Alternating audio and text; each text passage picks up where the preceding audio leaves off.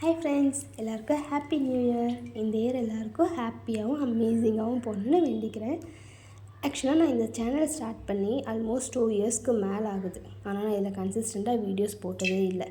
So இதுக்கப்புறம் கண்டினியூஸாக video போடலான்னு சொல்லி நியூ இயர் அன்றைக்கி ஸ்டார்ட் பண்ணியிருக்கேன். பார்ப்போம் எப்படி போகுதுன்னு சொல்லிட்டு. இன்றைக்கி என்னோடய ரெசிபி என்னென்னு பார்த்தீங்கன்னா மஷ்ரூம் சட்டி சோறு. ஸோ இந்த ரெசிபி வந்து நான் இன்ஸ்டாகிராமில் தான் பார்த்தேன். அதில் வந்து சிக்கன் வச்சு பண்ணியிருந்தாங்க. ஸோ அதனுடைய லைட்டர் வெர்ஷனாக நான் மஷ்ரூம் வச்சு இன்றைக்கி ட்ரை பண்ணியிருக்கேன். வாங்க ரெசிபிக்குள்ளே போகலாம். ஃபஸ்ட்டு ஒரு கடாயில் எண்ணெய் தேவையான அளவு விட்டு அதில் பாதி வெங்காயத்தை கட் பண்ணி போட்டுக்கோங்க. ஆக்சுவலாக நான் முன்னாடிலாம் என்ன பண்ணுவேன்னா ஸ்பைசஸ் ஆட் பண்ணிவிட்டு அதுக்கப்புறம் ஆனியன்ஸ் ஆட் பண்ணுவேன். இப்போ ரீசன்ட் டேஸாக எனக்கு வந்து ஆனியன் போட்டுட்டு அதுக்கப்புறம் ஸ்பைசஸ் ஆட் பண்ணும்போது எனக்கு அந்த ஸ்பைசஸோட ஃப்ளேவர் ஹெவியாக ஃபீல் ஆகாமல் கரெக்டாக ஃபீல் ஆகுது. ஸோ ஃபஸ்ட்டு ஆனியன் போட்டு அப்புறம் ஸ்பைசஸ் போட்டு அது கூட கொஞ்சமாக உப்பு போட்டு வதக்கிட்டு அதுக்கப்புறம் மீதி அந்த பெரிய வெங்காயத்தை இஞ்சி பூண்டோடு சேர்த்து பேஸ்ட்டாக அரைச்சி வச்சுக்கிட்டேன். அதையும் இது கூட போட்டு வதக்கிட்டு அதனுடைய பச்சை வாசம் போகிற வரைக்கும் வதக்கிட்டு அதுக்கப்புறம் ஒரு தக்காளி நான் பேஸ்ட்டு மாதிரி அரைச்சி வச்சுருக்கேன். அந்த பியூரியையும் இதுக்குள்ளே போட்டு நல்லா வதக்கிக்கோங்க. ஸோ இது ரெண்டுத்தினுடைய பச்சை வாசம் போகிற வரைக்கும் ஒரு 2 to 5 minutes நல்லா ஃப்ரை பண்ணிவிட்டு அப்புறமா இது கூட வந்து நம்ம மசாலாஸ் ஆட் பண்ண ஆரம்பிக்கலாம். கொஞ்சமாக மஞ்சள்தூள், அப்புறம் பெப்பர், அப்புறம் மிளகாப்பொடி, கரம் மசாலா, கொத்தமல்லி பொடி, இது எல்லாத்தையுமே நல்லா ஆட் பண்ணிக்கிறோம். உங்கள் தேவையான அளவுக்கு உங்களுக்கு எந்த அளவு காரம் உங்களால் டாலரேட் பண்ண முடியுமோ அந்தளவுக்கு எல்லாத்தையும் ஆட் பண்ணிக்கோங்க. ஆட் பண்ணிவிட்டு நல்லா ஒரு 5 to 7 minutes அந்த மசாலாஸினுடைய ரா ஸ்மெல்லாம் போகிற வரைக்கும் வதக்கிக்கோங்க.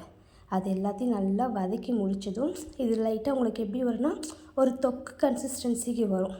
அந்த தொக்கு கன்சிஸ்டன்சிக்கு வரும்போது அந்த ஸ்டேஜில் நீங்கள் என்ன பண்ணலான்னா கட் பண்ணி வச்சுருக்கிற மஷ்ரூமை இது கூட ஆட் பண்ணலாம்.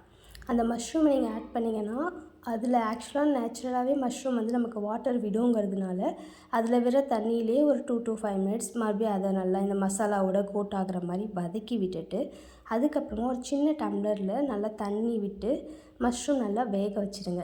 ஸோ இதை நீங்கள் என்ன பண்ணலான்னா இப்படியே இந்த கிரேவி கன்சிஸ்டன்சிலேயே வச்சு சப்பாத்தி, தோசை, இட்லி இதுக்கெல்லாம் சூப்பர் காம்பினேஷனாக இருக்கும். அதுக்கும் நீங்கள் கூட ட்ரை பண்ணி சைட் டிஷ்ஷாக வச்சு சாப்பிட்லாம். அப்படி இல்லையா இன்றைக்கி நான் ட்ரை பண்ணியிருக்கிற மாதிரி ரைஸு கூடயும் சாப்பிட்லாம். அப்படியே ஒயிட் ரைஸ் வச்சும் நீங்கள் சாப்பிட்லாம். பட் நான் இன்றைக்கி வந்து ரைஸையும் இது கூடவே சேர்த்து பரட்டி எடுத்திருக்கேன். ஸோ கொஞ்சம் சாப்பிடும்போது இன்னும் கொஞ்சம் ஃப்ளேவர்ஃபுல்லாக இருக்கும் அப்படிங்கிறதுக்காக. ஸோ 10 minutes போல் விட்டிங்கன்னா மஷ்ரூம் வந்து நல்லா பாயில் ஆகிடும். ஸோ மஷ்ரூம் பாயில் ஆன உடனே உப்பு, காரம் டேஸ்ட்டு பார்த்துக்கோங்க. உங்களுக்கு போதும்னா அதுக்கேற்ற மாதிரி சப்போஸ் காரம் கம்மியாக இருக்குது அதெல்லாம் பார்த்து அட்ஜஸ்ட் பண்ணிக்கோங்க. மீன்வேல் நான் இந்த பக்கம் என்ன பண்ணியிருக்கேன்னா ரைஸ் வந்து விசில் விட்டு எடுத்து வச்சுருக்கேன். இன்றைக்கி நான் செய்ய போகிறது வந்து 2 பேருக்கான குவான்டிட்டி.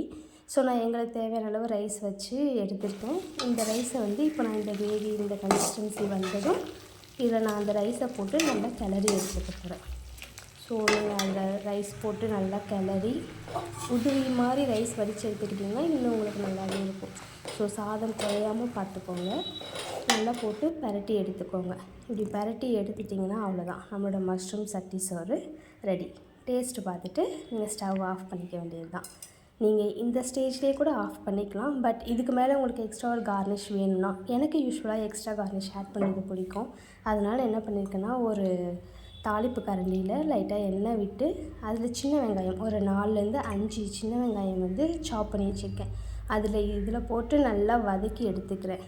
அதை நல்லா வதக்கி எடுத்துட்டு அதையும் வந்து நான் இந்த ரைஸோடு ஆட் பண்ணி சும்மா மேலாக்க மட்டும் ஸ்ப்ரெட் பண்ணி அப்படியே ஒரு 2 to 5 minutes விட்டுட்டேன்னா அது நல்லா அந்த ஃப்ளேவரும் அதில் இறங்கிக்கும். சின்ன வெங்காயத்தோட ஃப்ளேவர் இறங்கும்போது இன்னும் டேஸ்ட் ஆட் ஆன் ஆகும் இந்த சாதத்துக்கு.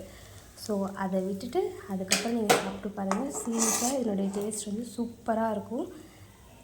அப்படியே தொண்டைக்கு எதமாக இருக்கும். ட்ரை பண்ணி பார்த்துட்டு எப்படி இருந்துச்சுன்னு சொல்லுங்கள்.